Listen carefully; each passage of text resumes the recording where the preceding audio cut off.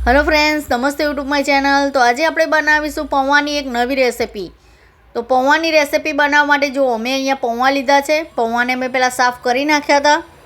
તો પહેલાં આપણે પૌવાની રેસીપી બનાવવા માટે તેલને ગરમ કરી નાખીશું અને પૌવાને આ રીતે તળી નાખીશું, ફ્રાય કરી નાખીશું। જો આ રીતે પૌવાને ફ્રાય કરી લેવાના છે।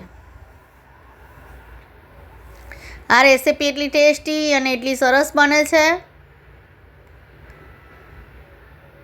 જો તમને મારો વિડીયો સારો લાગે તો મારી યુટ્યુબ ચેનલને સબસ્ક્રાઈબ જરૂરથી કરજો અને લાઈક પણ જરૂરથી કરજો।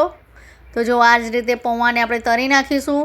આપણે પૌવાને વધારે પડતા નથી તળવાના, નકર કાળા થઈ જશે।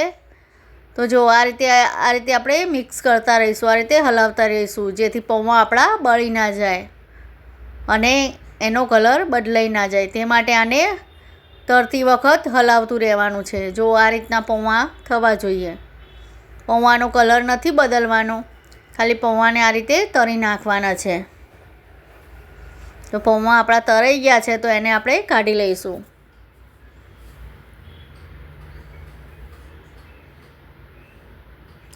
તો જો પૌવા અહીંયા તળાઈ ગયા છે, તો આપણે બીજા પૌવા અંદર એડ કરી લઈશું અને એને પણ તળી નાખીશું। આ રીતે જો આ રીતે વધારે કાળા નથી થવા દેવાના આપણે।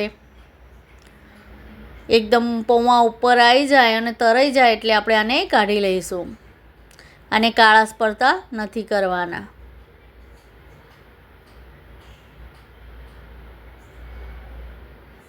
તો જુઓ અહીંયા બધા પૌવા તળાઈ ગયા છે।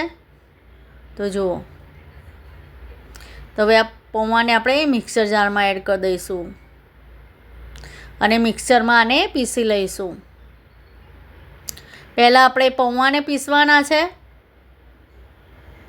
તો જો સરસ તળાઈ ગયા છે પૌવા, તો આને આપણે પીસી લઈશું।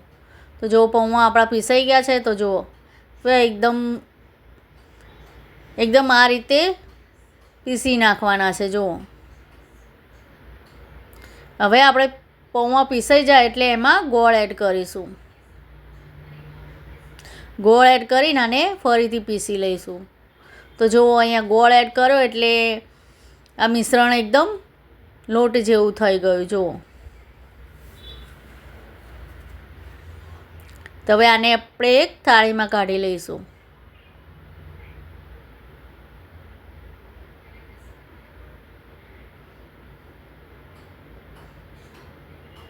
હવે આ મિશ્રણને આપણે હાથેથી આ રીતે છૂટું કરી નાખીશું। આ રીતે એકદમ લોટ જેવું કરી નાખીશું। આ રીતે હાથથી આ રીતે મસળીને આ રીતે લોટ જેવું બનાવી દઈશું। એને સહેજ પણ ગાંઠા ના રહેવા જોઈએ। આ રીતે એકદમ બધા ગાંઠાને આ રીતે મસળી નાખવાના છે। જુઓ, હવે આને આપણે ચાળણીમાં કાઢીને ચાળી લઈશું, જેથી જે પણ ગાંઠા રહી ગયા હોય તે નીકળી જાય ત્યાં સરસ ચરાઈ જાય।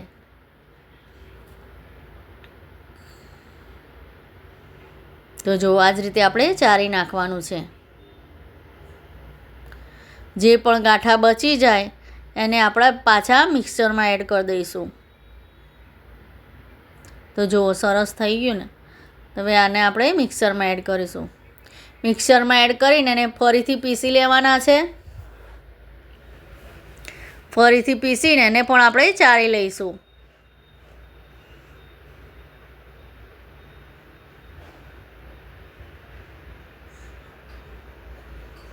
તો જો આ જ રીતે આપણે ચાળી લઈશું।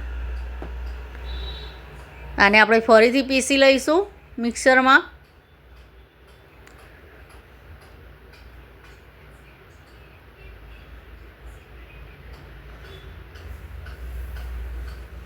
આ પૌવાની રેસીપી એટલી ટેસ્ટી અને સરસ બને છે। તો હવે આને આપણે પીસી લઈશું। તો જો અહીંયા પીસી લીધા છે। જે વધારાના રહી ગયા હતા ગઠ્ઠા એ આપણે પીસી લીધા છે। હવે એને પણ આપણે ચાળી લઈશું। આ રીતે જો આ રીતે એને ચાળી લઈશું।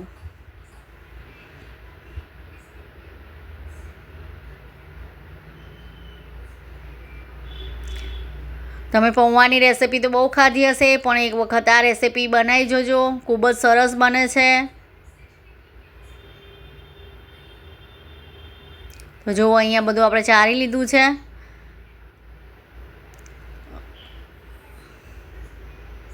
હવે જુઓ અહીંયા મેં ઇલાયચી પાવડર લીધો છે, ઇલાયચીને થોડી વાટી નાખી છે. પછી અહીંયા મેં કાજુ, બદામ અને પિસ્તા લીધા છે. તો કાજુ, બદામ, પિસ્તાને એડ કરી દઈશું આ રીતે. પછી બધું મિક્સ કરી નાખીશું આપણે. હવે એમાં આપણે ઘી એડ કરીશું. થોડું થોડું ઘી એડ કરતા જવાનું અને મિક્સ કરતા જવાનું. તો જુઓ આ રીતે થોડું થોડું ઘી એડ કરતા જઈશું અને આને મિક્સ કરતા જઈશું. આમાં થોડો વધારે જ ઘીનો ઉપયોગ કરવાનો, જેથી આ રેસીપી એકદમ આપણી ટેસ્ટી અને સરસ બને. તો જો આ રીતે મેં થોડું થોડું ઘી એડ કરીને આ રીતે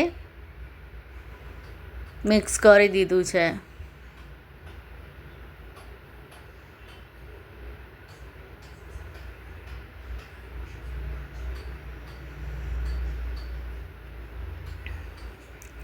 એટલે આપણે આ રીતે ઘી એડ કરતા જઈશું અને મિક્સ કરતા જઈશું.